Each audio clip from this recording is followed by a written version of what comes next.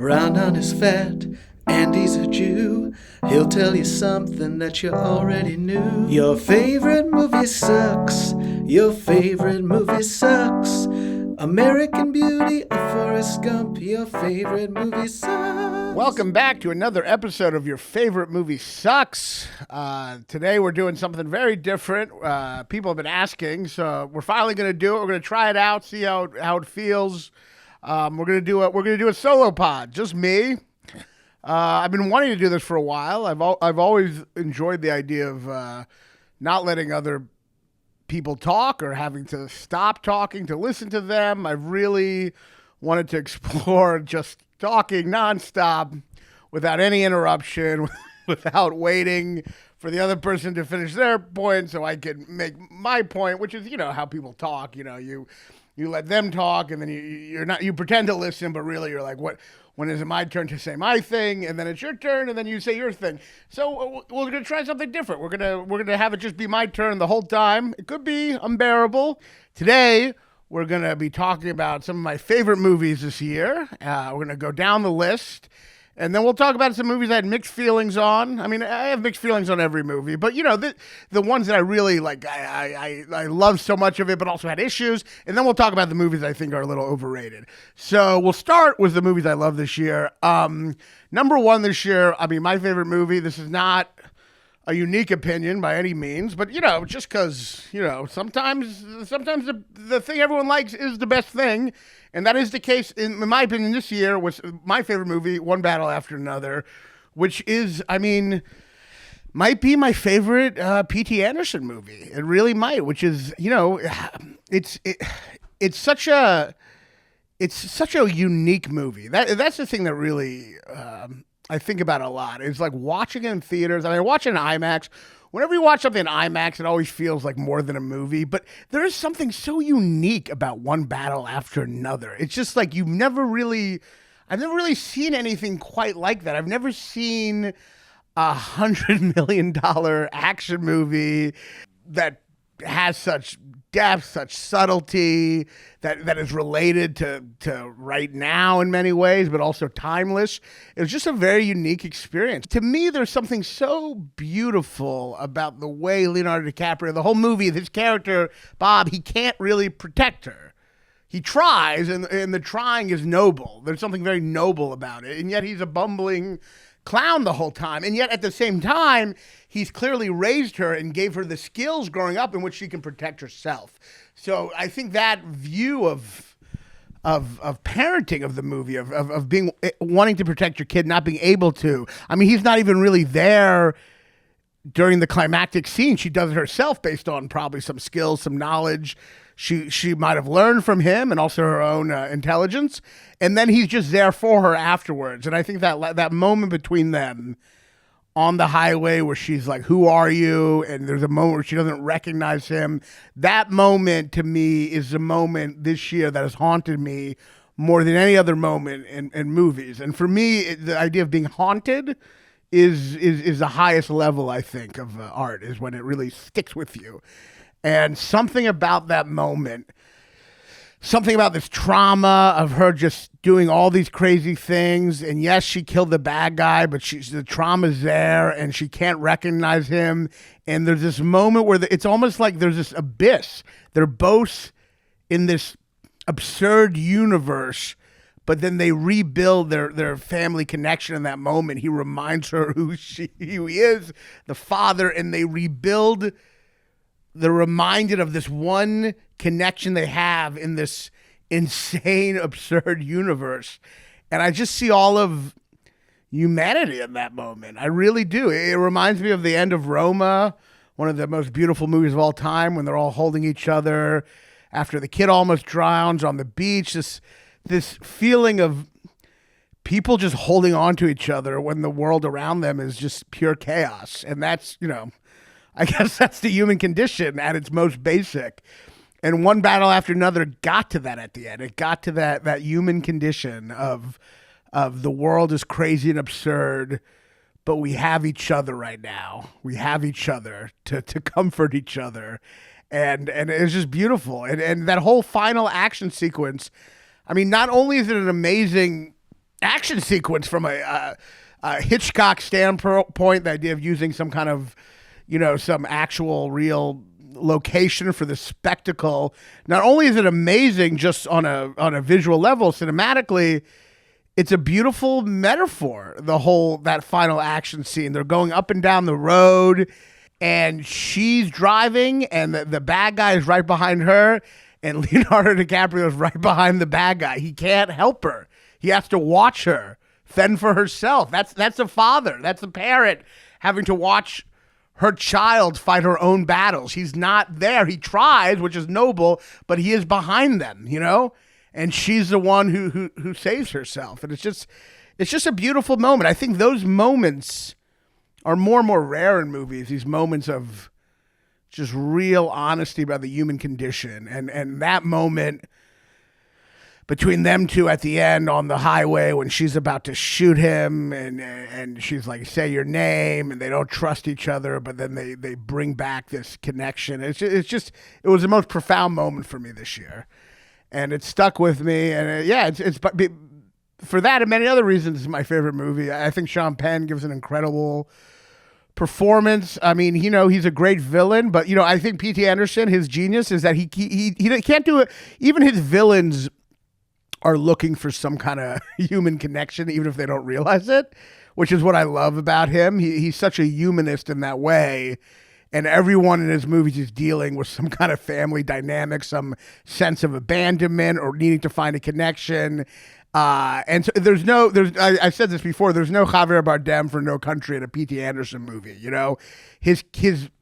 there's no just purely, evil, doesn't need anyone else, There are people who push away people, but it quite hurts them quite a bit. And in this movie, I think, Sean Penn is a horrible person, for sure, of course, but he loved this woman. He wanted to control her. For him, love is a type of possession.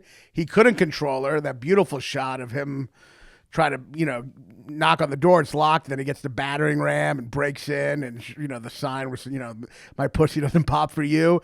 Beautiful scene. And, he's so rejected by that, and then he's still looking for love to fit in, and then obviously it's misguided.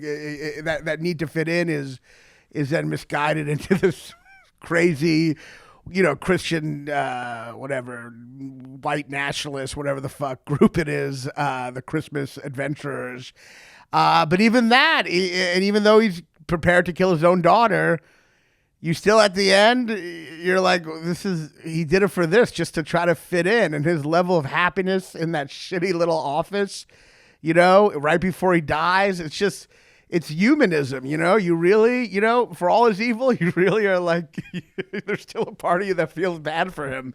And that's a great kind of mixed feeling that you want to have with characters in movies. I think that's, that complicated feeling, that you have towards someone where he's like, yeah, he's evil. He was going to kill his daughter, but I still see his need for human connection and how it got warped, but I still see it. He's still a human being. And that to me is so important, to see characters, not even if they are villains or do evil shit, to see them as humans. And especially now, I think we're living in a world now where ideology has overshadowed our ability to connect to people and empathize, and everyone's in their own little ideological bubble, and they want to shape all of the complexity of human beings into good or bad camps.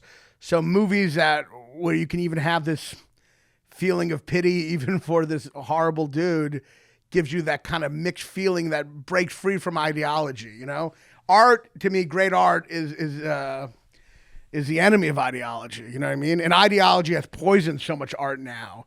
It's really destroyed so much art because it's so many movies now trying to make a ideological point, and they're choosing that over the complexity of human characters, that these moments of complicated feelings are really what, I don't know. I feel like we need that more than anything now. And obviously when I say ideological, like obviously One Battle After Another has a very, it obviously favors the left in many ways. But to me, the movie, the politics, you can't take it too seriously. I've said this before, like with the politics, you kind of got to treat it like Star Wars. The rebels are the good guys. You don't need to really go into that. It's more about the complexity of the people and the psychology of the people, more so than the political point. I mean, the political point is there. It's just, it doesn't get into the nitty gritty of what is the correct way to deal with the problems we're facing right now, So, I think the movie's actually more timeless in a way than it's completely connected to right now. I mean, there is so much white supremacy now, but also a lot of that white supremacy is weirdly multicultural. You got Nick Fuentes, and you got fucking Stephen Miller, a Jew who's talking like a Nazi. So it's not exactly the racism in the movie is very like old school, like almost like pure white, almost like antebellum kind of like, 100%. It's like an old school form of racism. The racism now really, it's progressive. We have other, we've invited other groups into thinking white people are the best. So, it's a different world, but it's a great movie and it's my favorite movie of the year. I've seen it twice in theaters. I'd see it again.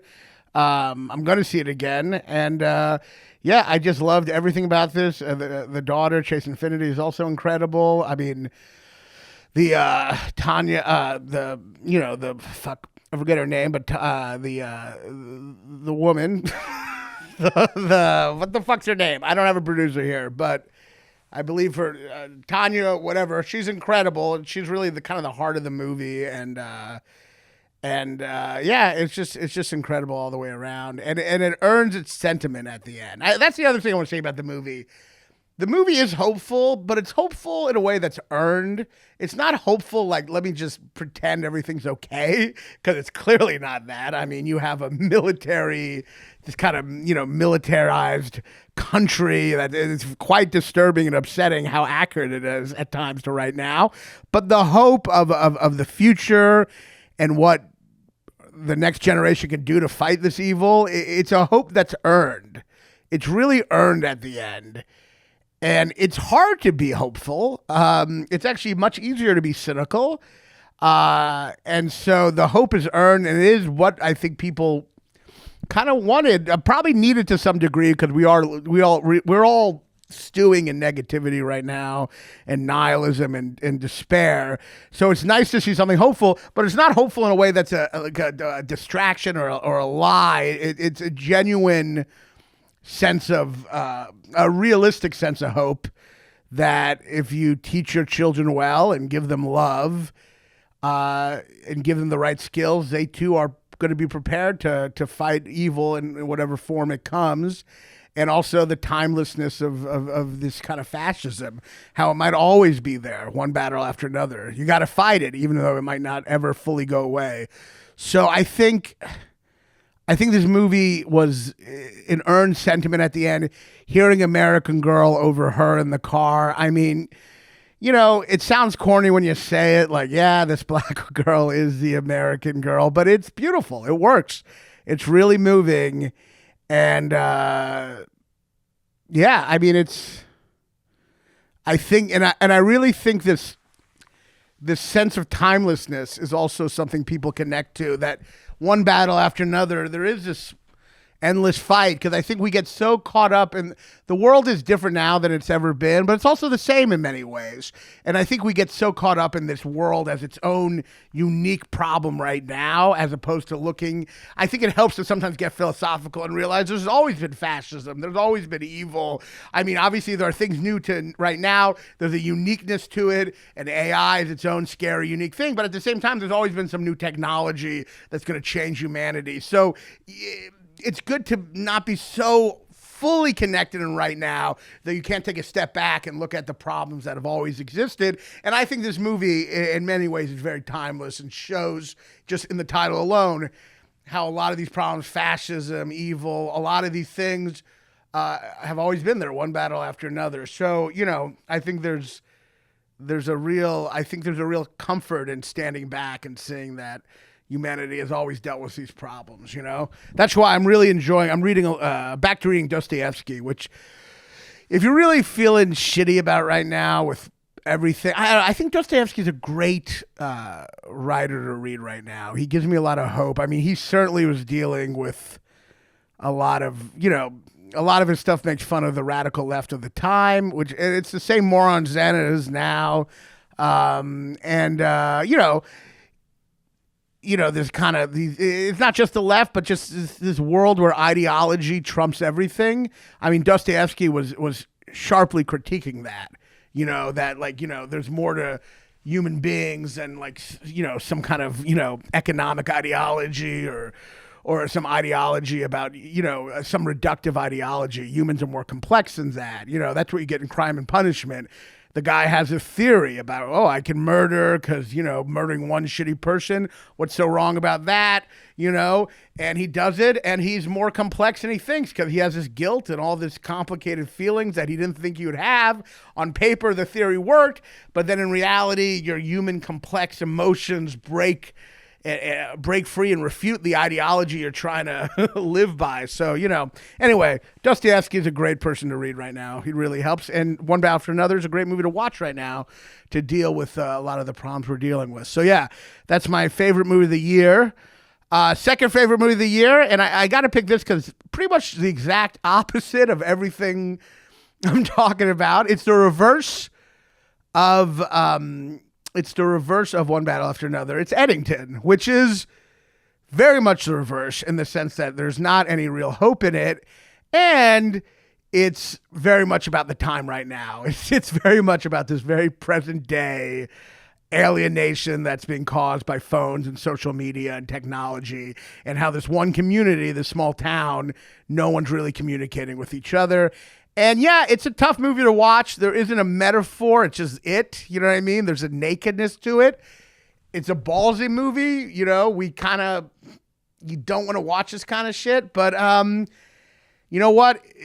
Ari Aster, it's so visually incredible. If you look at the way he deals with space in his movies and how people are defined by the relationship with other people and how where they're talking to other people and he's always been so good at using space to show people's relationships, In Hereditary, even in the first scene, you have everyone in a different space to show how alienated they are. You have the son in his room, and then you have the daughter in the treehouse, and the mother's in the car, and the father's the guy who's going to all of them. He's the one who's trying to bring everyone together he uses space to show how alienated and separate everyone as a family is, and how the father, even though it's quite chaotic by the end, is trying to, bring them all together. So, and this movie does such an incredible job of people talking through screens and communicate. It's the first movie I've seen that really shows in a cinematic way how phones are a big part of every moment in our lives. And I had never really seen that. I think a lot of movies try to ignore that. In fact, there's a lot of directors go to period pieces now so they can completely ignore the awkwardness of because so many things that are cinematic in movies is kind of ruined by the phone. Just the idea of meeting people in person is a very cinematic thing. And with phones now, you can kind of call people. You don't have to meet anyone. So that kind of hurts movies. People can kind of just stay at home the whole time. Also, no one's really looking out windows anymore or everyone's just on their phone. So there's a lot of things that phones kind of ruin the old cinematic tropes. But this movie cinematically incorporates phones in a way that I just thought was brilliant. I think the movie's really funny. I think it's one of Joaquin Phoenix's best performances. It's a tough movie, and it's upsetting on a lot of different levels, but it's also hilarious and beautifully constructed. And I think it's painful in a good way. Honestly, I think ever since I've seen that movie, I'm not on my phone as much.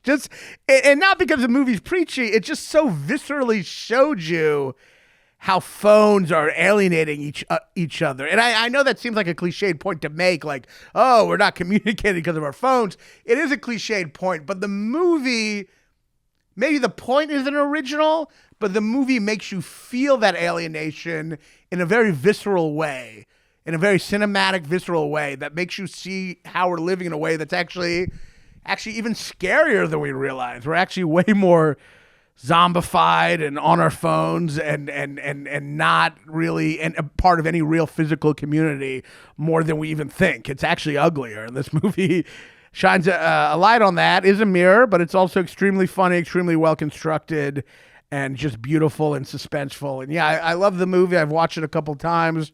I think I've watched it 3 times, which is psychotic. But, you know, I like watching. I like Ari Aster. His intention in every shot is always incredible. He's just one of our best, most visual directors right now. And it's always just so fun to watch him. So, yeah, great movie.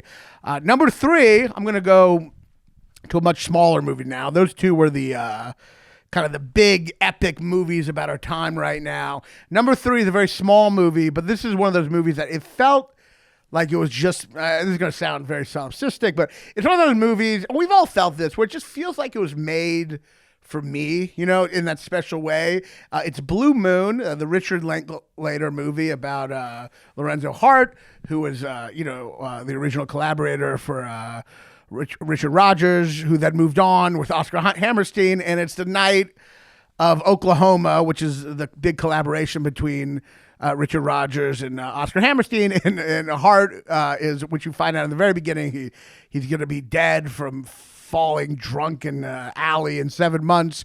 He's at the premiere at a bar, feeling left out and depressed, and also obsessed with this younger woman, even though he's very gay. And it's one of those movies like Sideways and Inside Llewyn Davis, where I just feel like it was made for me, which is always involving a struggling artist, which is not a good sign. That's what I relate to more than anything else. But it is a beautiful movie. It is a film like a play, which Richard Linklater has done before. He did Suburbia, which is very dated and horrible, but most of Richard Linklater's work is genius, and that's more about Eric Bogosian just being kind of a dated writer. But the movie, it's set as a play, but it's just heartbreaking. It's just a heartbreaking, funny movie about a guy who has high aesthetic standards, very high, to the point where it's probably going to hurt him in life, in his career. It did. But he's also hard to work with. But he's a purist. He's a real purist. And it's just great to watch him. He's just great. He's a heartbreaking, beautiful character. I just loved every minute of it. I don't know. It's some movies, they just speak to you. And like, just the idea of him waiting there, and the guy who he's collaborated with is working with someone else, and their show's a big hit. And it just the opening of him just talking shit about Oklahoma. I just love it. He's just like, Oklahoma with an exclamation mark, which I fucking love, by the way. I just love jealousy and bitterness. And especially when the person's right, you know what I mean? I just love it. Obviously, I can relate to it, but even though Amadeus is a really fun movie, I think one of the issues I've always had with it is that it's not really how jealousy works. Like in Amadeus, he like looks at Mozart, and he's like, oh, why did God grant him the gift and not me, you know? But that's not how jealousy really works. Real jealousy, he'd be like, you know what, Mozart's not that great. He would convince himself. He'd be like, yeah, he's good, he's talented, but he has too many notes, and he would critique it. And so this is more the kind of jealousy I relate to, where he's just talking shit about this groundbreaking show that's going to be so famous, and he's being left behind, and he's in love with this girl who's just using him, and he's so sensitive. But let me say, though, and this is important to a distinction, it's not victim art. It's not, you see him as also a difficult person who's hard to work with, who gets drunk, who Richard Rodgers would have to like go find because he wouldn't be available. He's not professional. So he's a bitch to work with, but there's still this nobility in how pure he is, and how vulnerable he is. And how he just wants to be loved, and even with a climber like the girl he's into, Margaret Qualley, who's great, even with her, he just puts so much of his feelings into it. And I mean, there's a shot in it that's one of my maybe my second favorite shot this year, of him on the ground picking up cards, talking about how just once he'd love for Margaret Qualley to ask about him. And it's one of the most heartbreaking moments. And the fact that he dies 7 months later the whole time, it just gives it this added weight the whole time. Kind of like the Diary of Anne Frank, which is like knowing she's dead gives it this added weight. Knowing he's going to die 7 months later, and they showed in the first shot. It's not really ruining anything. Beautiful movie. So funny. So witty. So many great lines. I fucking loved it. I really, like, it was one of those movies, like, it's a Zen movie too, because it's like this guy is just one of those guys who's so pure, he's doomed to fail, and it's just in his wiring. And Richard Linklater, he's a Zen director. He's just kind of giving tribute to this fucked up guy, but not a tribute that hides his flaws. This is the point I want to make here. Not a tribute that pretends like, oh, the world is out to get him. He has very fucked up qualities, but there's a purity to his spirit, and there's something about Richard Rodgers and Oscar Hammerstein where they're just a little more professional, a little more driven in a calculated way that you just kind of love the more, or at least I do, the more pure, high aesthetic standards, cynical guy. And it's just, it's hard to talk about in a way that does it justice. Great movie. Check it out. One of Linklater's a genius, obviously. And this is just one of his many great fucking movies. And I just loved it so much. There's a lot of, by the way, I just want to say, there's a lot of great movies this year. This is a great year for movies. Last year was not a great year for movies. The year before, it was culturally an important year. You had Oppenheimer, you had Killers of the Flower Moon, you had Barbie. I actually think all three of those movies were lacking on a lot of different levels. Barbie, I thought, was terrible, but honestly, it had cultural impact that year. Last year was not a great year. My favorite movie was Nickel Boys, which no one fucking saw. But this year is a big year for movies. A big year. You have a lot of big action movies that are great, and a lot of just important cultural movies. It's just, it makes me feel good that it's a great year. It really does. So number 3 on the list is, of course, one of the first great movies this year was Sinners, which is an incredible experience. I fucking loved it. I saw it twice. I've seen all these movies. Well, Blue Moon I just saw the other day, but every one of these movies I've seen more than once. Sinners is like a rock concert. It's just fucking amazing. It has rhythm in a way that's just incredible. You just watch it like, and it is a musical, which it's just great, and it's great in a way that's like, even though it is so epic. And it's by a guy who's created some Black Panther. There is a subtlety to it that is incredidible. I mean, it is a magical thing, this movie, for such a high budget action. I don't even know. I mean, it's not, you could call it horror, but it's really a mix of a lot of different genres. I mean, I guess it's essentially combining Oh Brother, We're Out Now with From Dusk Till Dawn with a little Rocky Horror Picture Show. And it's just an incredible movie, and it never, there are certain movies, I don't know what to call them, movies about the Black experience, civil rights movies, that sometimes they can be often didactic and preachy and just kind of centered around the point that racism is bad and don't really go anywhere else besides that. But this movie is so rooted in not just the oppression, but the joy and the music that come from oppression. And the beautiful art that's connected to the horribleness of life, and it's just such a beautiful story. I mean, like the scene in the car where Delroy Lindo is talking about this horrible experience, and then he needs the kid to just play the blues right then to get him out of it. It's just it's so powerful. It's never preachy. It's never annoying. It's about minorities in an oppressed system trying to be capitalists on their own, trying to be autonomous, and how they fail at that, how the system's still rigged, but they are autonomous. They are trying to do their own thing, and not in a halo way, which another thing about a lot of certain movies that are civil rights is you tend to put halos on people who are oppressed, which is always kind of just its own form of racism and really reductive and boring. But some of these people are criminals. They're trying to get their piece of the pie. They're real human beings, and it's an incredible movie. And there are moments in the movie that I do think are as even though the movie's IMAX and so big, there are moments that really are subtle. At the end of the movie, this is a spoiler, but at the end of the movie, one of the Michael B. Jordans. I have a terrible memory, but the one who didn't turn into a vampire, he kills all these guys in the KKK because they're going to kill him, and he kills them all, and he has a machine gun, and there's this beautiful moment where he sees he's dying, and he's shooting with one hand, And then he sees his wife who died with their baby who died, and she's calling him to join her in the other world. And then he has this moment with them, but then he stops and still shoots a guy.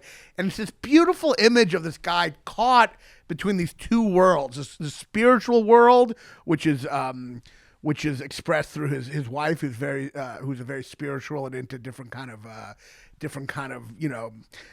I don't know what you call it, different kind of sorcery and stuff and magic. You have her, and then you have his need, this materialistic need to make money and have revenge, and this anger at the way the world treated him. And you see them both right in that moment. You see that need for a spiritualness and meaning and love, but also the anger. And the anger doesn't go away. It's right there. Even with the ghost of his wife, he's still shooting with the fucking Tommy gun or whatever the fuck it was, the machine gun. I just love that moment, that dichotomy, seeing that. And they don't make a big thing out of it. You just kind of, it's just a beautiful moment. The movie has some of my favorite moments. I mean, the moment where he's talking to his wife earlier, and he goes, "I've been all around the world. I've seen everything, and the only thing that matters is power." And it's just such a beautiful moment. He's angry. He's angry at God. He's angry at the world, at losing his kid, how he's been oppressed, and he's doing immoral stuff to make money, but you feel for him, and it's still rigged against him at the end, and it's just beautiful. It's a movie that's not, as much as it deals with the horrors of the oppression of that time.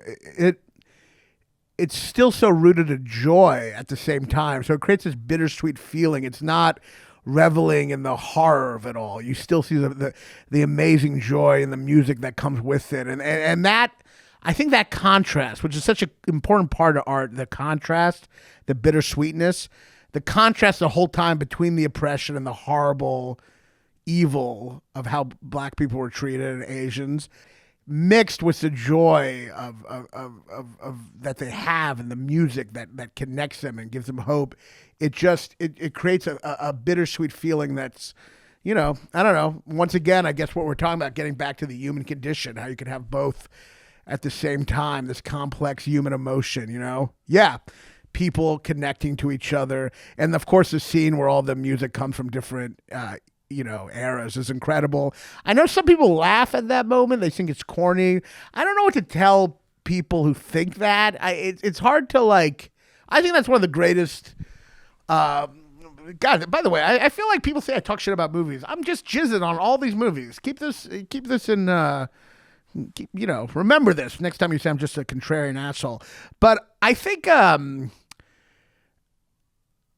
moment, which I think is the greatest moment, one of the greatest moments in movies ever, is that scene with all the different musicians from different eras and how incredible that sequence is. I remember seeing it in the theaters and feeling just so transported, watching, like, I felt like I was watching something more than just a movie. And I know some people think that moment's corny. I don't know what to tell those people except to say that, like, it is a little tongue-in-cheek. Like, it's aware of, like, it's both profound and kind of like, obviously having a guy from the future, whatever the shit he was doing, it's just like, it's like fun and profound. I don't know. So I don't, if you laugh at it like you're saying it's pretentious, I don't see it as pretentious because it's too fun, knowingly fun to be pretentious. And I don't know. I mean, I just love that moment. I thought it was amazing, it just transcended. It's just an incredible movie. So those are definitely my three favorite movies this year, 4 movies this year. And my fifth favorite movie, which I saw only 2 days ago, which was incredible. Still a lot to process, but Marty Supreme was an incredible fucking movie. Incredible. I mean, I like Josh Safdie or whatever, the one, they split up. And it was probably bad that they split up because Marty Supreme is just like, you're kind of like, what did that other director really do? Because this is all of Uncut Gems just explored in a more full, more mature way. And it's just incredible. Timothée Chalamet gives one of the greatest performances ever. It's incredible. It is. Every line of his is funny. It's one of those characters where every line is fucking hilarious because he's a lying hustler in every moment. And he's, I mean, he obviously this movie he represents some of the kind of American egotistical individualism, and he's a hustler and he's a megalomaniac and he'll do anything to win, and he's a user of people, and it's not. It's it's similar in the sense to Uncut Gems, where you're just dealing with someone who is kind of needs chaos in his life or lives off chaos and is just kind of manipulating everyone. Uncut Gems was an amazing experience, and obviously the tension of that movie is carried so perfectly throughout. It never loses attention. It's just like this demented, panic-inducing version of Curb Your Enthusiasm. But Uncut Gems, by the end, the guy is, with Adam Sandler, he's borderline sociopath. And when he gets killed at the end, it's the first time I've ever seen a main character get shot that I'm relieved he died. Mainly just because he can stop, because he wasn't able to stop without it. He needed to get shot just so he can be put out of his misery, because he's just a crazy addict who can't help himself. So this is a similar, this character is kind of like, in that vein, very much so. Funnier in a way, because he has a bit of Max Fisher in him. The whole beginning has a Max Fisher vibe, and then the element of him being a user and a manipulator, you start to see way more in the second half of the movie. But it's incredible. I just loved it. I don't know how to process all of it, but I just thought it just felt so. All that acting was great. It was so funny, just funny the whole fucking time, and intense and exciting, and there's a likability with him, even though he's a shit person.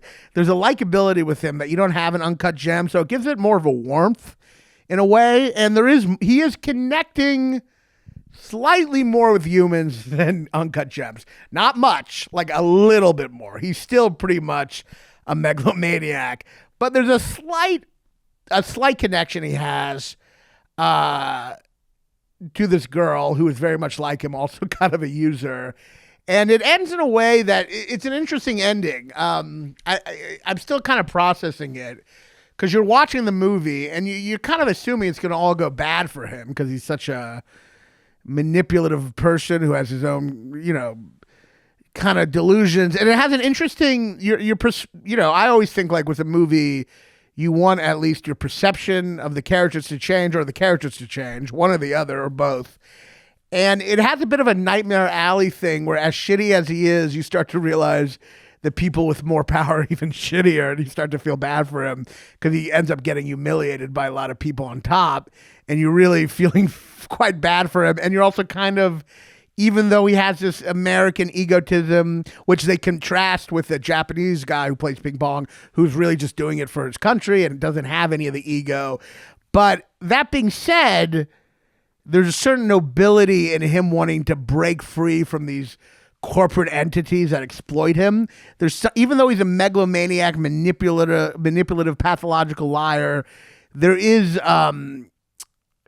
this, he wants it so bad, and he wants to on his own terms, and that's something that the Japanese guy, I don't think, for him it is more it's about honor and thinking about other people. There's a story in it about a Jew in Auschwitz who finds honey in the woods and he puts it all on his chest, and then he gets the people in Auschwitz, the other Jews, to eat off his chest. It's very gross, but I think that image is doing this thing for other people, to give sustenance to other people, and that's clearly what the Japanese ping pong player is doing. Him winning in the ping pong tournament is giving a sense of dignity and honor to the Japanese people as a country, especially after the horrible humiliation and the atomic bomb and all this horrible stuff. So it's giving them a sense of esteem. So he is a guy, with the honey on his chest. While Chalamet isn't doing it for other people. He's doing it for himself. And that's the American individualism. And it's very selfish, and it's very psychotic and pathological. But at the same time, there is something about that. It's a little badass. It's psychotic, but it's badass. It's a beautiful expression of America in this movie. And at the end, it's interesting because You kind of assume it's going to go badly, which, you never want to move. You never want to assume where it's going to go, and then it goes exactly where you thought. The movie ends on an interesting note. Obviously, spoilers ahead, but he goes to Japan. He abandons his girlfriend who's pregnant, who's about to have a kid. He abandons her to play in this game in Japan, and he wins, and it's a moment that he really needs. And he really needs it, and he's really happy. And then he goes back, and he's with his goes back to his girlfriend, and he's holding the baby. It ends with him holding the baby, and he's moved. And it's an interesting ending because you don't really know how to feel. He abandoned her, and you're like, is he really going to become a father now? Is this really going to work? If he's able to abandon his girlfriend while she's pregnant, while she's about to give birth after getting shot, can he really expect to now just be a father?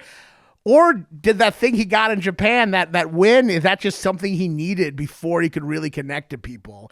And is he able to connect to people now? Is it just really, is that need to win? Could he not function without it? And now he has it and he can go back? Or is he, my theory maybe a little more, which is he's crying at the baby because he himself is a baby.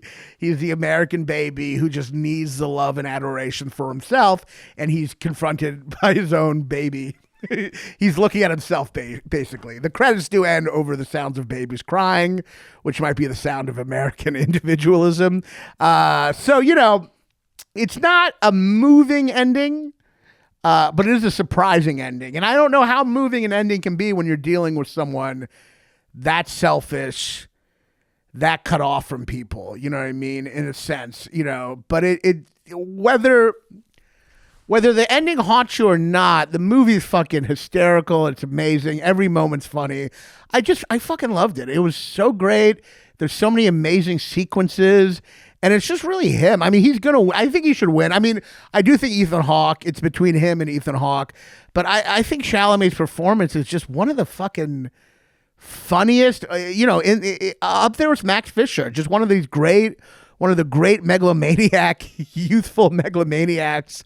I'm much darker than Max Fisher in a way, but like just an incredible performance. And I've seen Timothée Chalamet talk in interviews, and there's like an arrogance to him where he's like, I want to be the best. I don't feel guilty about wanting to be the best. There's a shameless arrogance to him and a conviction that I really feel like he just brings to this role. I feel like this role is him, where you're like, wow, he is a megalomaniac, but he is fucking talented.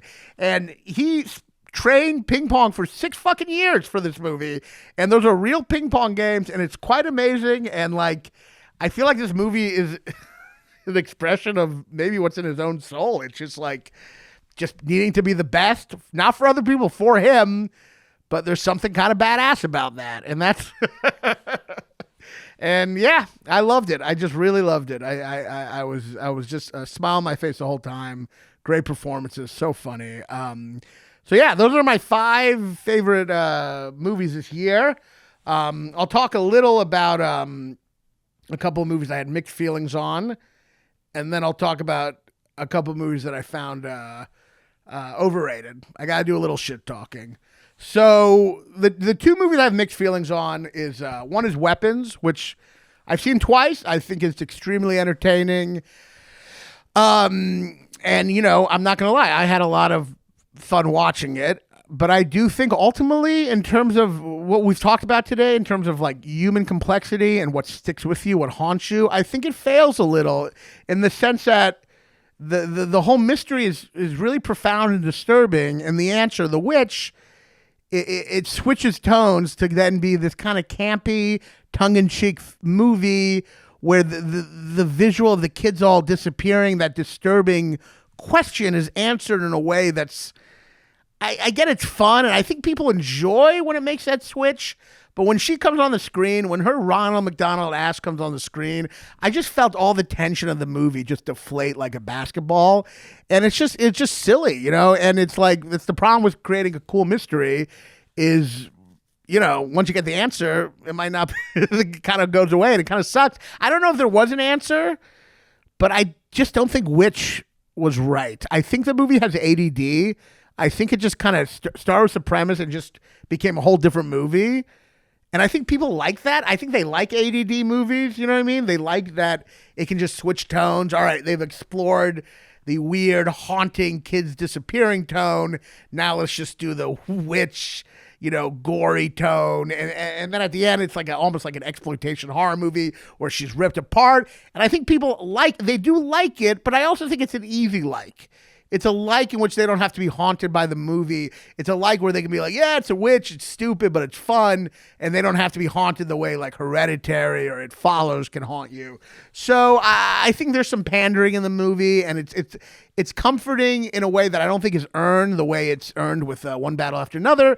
I mean, by comforting, look, obviously, I mean, the kids are traumatized at the end, but ripping her apart and the tone, it just, I think it was disappointing. There's something so disturbing about the setup, and it could that image of the kids disappearing, it could represent so many different things, and they seem to, instead of letting it represent different things, it just gets narrowed into this very literal answer that's just campy and stupid. I guess I just don't find her scary or creepy, and so it hurts the movie for me, and I also don't think the characters are really that interesting. I think he has a good he has a good visual sense, and he knows how to have fun plot points. And I do admit when the cop is stabbed in the face by all those needles, that's a great moment, He's great at those little moments, but I think in an overall picture, I don't think there's much he's saying, and I think there is a bit of that, like, whatever, I'll just throw whatever comes to me, goes on the screen. And I know he talked about how he wrote it without knowing where it's going. And yeah, I mean, I think that can sometimes be a problem. I don't know. Look, movies are only as, he did, this is the best he can do. I just think Witch was stupid. It was just stupid. And I think if you were watching the beginning of the movie and how haunting it is, and if someone turned to you and said the answer is a witch, I think you'd be disappointed. But that being said, I do think while the tension does deflate, I do think the last sequence with the kid home and his parents, it does resonate a lot in terms of the way abuse makes a kid very secretive and hiding and not communicating. And there's a sadness to that, but I still think the overall haunting imagery of the kids disappearing loses its bite by the end. It doesn't reflect anything bigger than a kind of fun little story, in my opinion. I know some people think it's about school shootings, or some people think but I don't think it really is about any of that shit. I really don't. And if it is, it's not done in a well thought out way. And one of the reasons it's not done in a well thought out way is because the witch is just a witch. Like, I think a lot of times in horror movies, what makes them creepy is a certain complicit nature with other people. Like in Nightmare on Elm Street, yeah, there's Freddy Krueger, but the kid's parents killed Freddy Krueger in a vicious way. And so the kids are getting punished for the crimes of the parents. But with this witch, you don't really see any societal crimes, that work well with a horror movie a lot. You don't see any complicitness from anyone in the movie. The witch is just its own evil thing. And so it doesn't really represent the horror within, or the best thing about horror movies when you confront the evil in ourselves. And I guess it doesn't really make you confront that in a way I found, in a way that it really resonates. Like in Hereditary, there's so much fucked up shit in that family, whether the kid dies, whether the girl dies or not, and that shit comes out. And much like a lot of other great horror movies, The Shining, like there's the horror of human beings that outside of the supernatural. And this, I think the supernatural element kind of doesn't connect to other things in a way that resonates to me. At least that's to me. It didn't work. But, it was still a very fun ride. I just think it was ADD. I think it's like scrolling on your phone. It appeals to your need to have different tones of a movie. Instead of exploring the one tone it's set up and trying to figure out that, it just shifts into a different movie. And, people are happy with that. They like the different tone. They don't, maybe they're just done with psychological horror and they just want to see something fun. That's my theory, that people kind of enjoy the fact that it's not really psychological horror at a certain point. It just kind of becomes fun. But I like psychological horror. And so that's my feeling about that. The other movie I have mixed feelings about is Hamnet.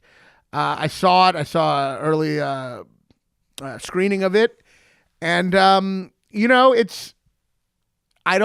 wasn't crazy about Nomadland. I thought it was one of those movies where everyone's kind of like, it feels real, but it feels real because everyone's kind of boring. It's that kind of mumblecore.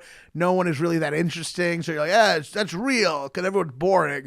When in reality, most people aren't boring. They're kind of fun psychos. So I thought Nomadland kind of tricks you into thinking dullness is some kind of docudrama, when the kind of crazy characters of the Coen brothers, to me, is more accurate depiction of life than that kind of bullshit.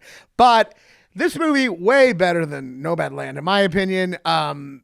It's a movie that I think is powerful, and I think Jessie Buckley's performance is amazing, and there's some incredible shots. It's beautifully filmed. It's by the DP of Zone of Interest, and it's beautifully filmed, and there is grief in that movie that really touches you. I just think my mixed feeling comes from the fact that I think the premise is just false. I just the premise is that Shakespeare's death from his son Hamlet, he used that and channeled that into the play Hamlet. And they really doubled down on that. The issue with that is a couple things. I mean, number one, he did write other plays between them. But even outside of that, Hamlet is way more to do with just the grief of someone dying. Hamlet is about how consciousness and too much self-awareness can paralyze you from action, from actually making a difference in the world. And the way, there's been a billion interpretations, but the idea that it's just about the grief of someone dying is just a very reductive way to see the play. And that's the problem with the movie in general, is that Shakespeare's, his worlds are too expansive to try to give it a facile psychology. And then they got Paul Mescal, which I think is a little miscast in a way. I mean, look, I didn't know Shakespeare, but if I were to imagine him, I think he'd be a little withdrawn. They got a guy who's actually pretty charming and warm the whole time, which just didn't, I don't know. He just seemed too much like a regular guy.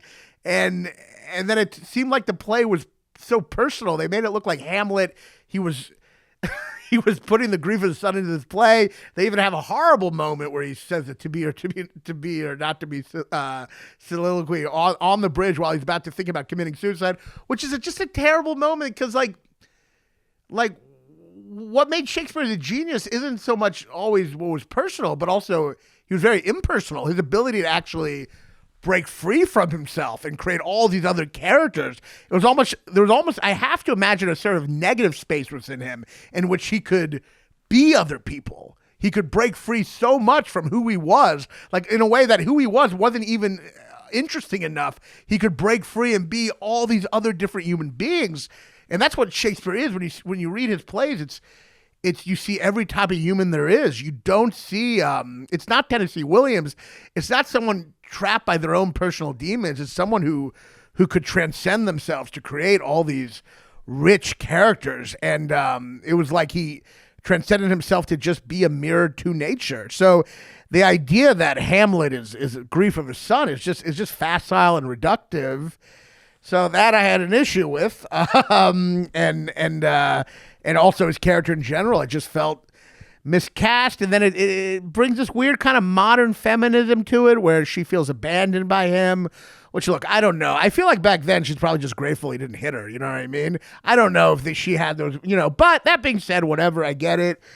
I think the whole premise of him leaving her to deal with the kids and how it almost has this weird. It's just annoying. It's this feminist take, yeah, Shakespeare wrote all these great plays, but she dealt with childbirth and she had grief, and he doesn't know any of that. But then at the end of the movie, she sees the play and she's so connected to it. You realize he did feel the grief. So it almost has this facile, kind of annoying feminism message that it then kind of negates at the end anyway. The premise is just stupid. It's just stupid. Shakespeare's too complicated of a character, and or too dull of a character who created these. Maybe he had to be a little dull to create these amazing worlds, but it's too mysterious to really figure out. That being said, I mean, Jessie Buckley she's amazing, and the thing I really did connect with, which I loved, is, I mean, her whole thing is she's going to do anything to keep her kids from dying. And she is really dedicated, but that doesn't matter. It still happens. And there's something about her, the tenacity in which she refuses to let her kid die. And then he dies anyway. There is something heartbreaking about that. So I found the movie moving despite my intellectual problems, which is often the case in life. You in your head, you're like, this is silly, but you're still crying at the Hallmark commercial. So, that's how I have mixed feelings. But that being said, I still thought it was very powerful. It's getting a little overrated. I think people are acting like it's the greatest thing ever.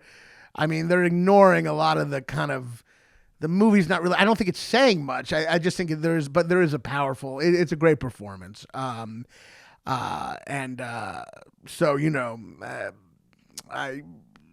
respect the movie. I just think it is overrated in that sense, or people are ignoring a lot of problems with it. I think that's all the movies I'm going to talk about today. On my Patreon this week, I'm going to do an overrated movies of the year. I don't want to do that in public, actually, now that I realize it. I might be talking shit about movies, people, I might know the people. But go on my Patreon this week. I'll have my list of overrated movies this year, and then I'll really talk shit. But yeah, so those are the movies that I really love this year. It's a great year for movies. I'm excited to see some other movies. And I'm excited. I hope you like this. I don't know. I think it was fun. I get lost myself. It's very solipsistic, this whole thing. I'm just talking in front of a camera, but maybe you'll enjoy it. I'm trying something new. We'll see how it goes. And also this Friday I'm going to be at Grove 34 in Astoria. There's only a couple tickets left. Get them now at punchup.live/Raanan/tickets. I'm also going to be in Tacoma on December 29th at Tacoma Comedy Club, and I'm going to be at Cobb's Comedy Club New Year's with a couple other great comics. So get tickets now at punchup.live/Raanan/tickets. And yeah, I had a lot of fun. I hope you enjoyed this. This is good. Yeah. So yeah, we'll be back next week with probably another human being. And thanks so much for watching. I really appreciate all your support. And I've been trying to listen to the comments and make the video look better and the sound look better. I'm trying. I'm a bit of an idiot when it comes to all this shit, but hopefully it's getting better. And thank you all so much for watching. I really do appreciate it. Got Raanan is fat and he's a Jew. He'll tell you something that you already knew. Your favorite movie sucks. Your favorite movie sucks. American Beauty or Forrest Gump. Your favorite movie sucks.